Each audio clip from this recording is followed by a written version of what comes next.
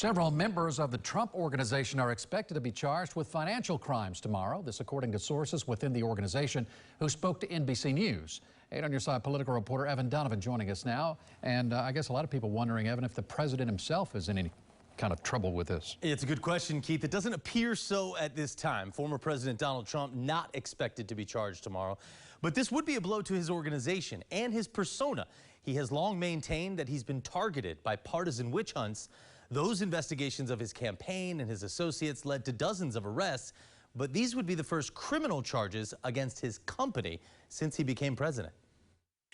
The Manhattan District Attorney's Office is expected to charge several members of the Trump Organization on Thursday, including possibly CFO Allen Weisselberg. The inquiry involves whether the company or its employees paid proper taxes on cash bonuses and benefits like cars, apartments, and private school tuition. Former prosecutors say charges on benefits alone would be unusual. Robert Schindler is an accountant for dozens of small businesses in Tampa Bay. He says if criminal charges are pending, these are likely not minor violations. When they see many issues that are so egregious that they cannot be ignored, they no longer go after one issue.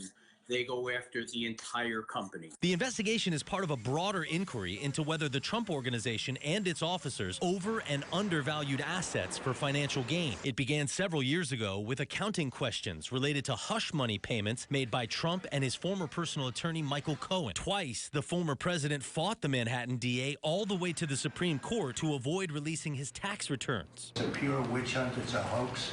Just like the Mueller investigation was a hoax that I won. The news of possible charges comes as Trump is scheduled to hold a rally in Sarasota this Saturday. But with the ongoing recovery efforts at the collapsed condo site in Surfside, Governor DeSantis' office has, quote, made a direct plea with Trump's team to read the room and cancel the rally, according to conservative newspaper The Washington Examiner. A similar rally in Alabama was canceled this coming weekend over concerns it would be too partisan.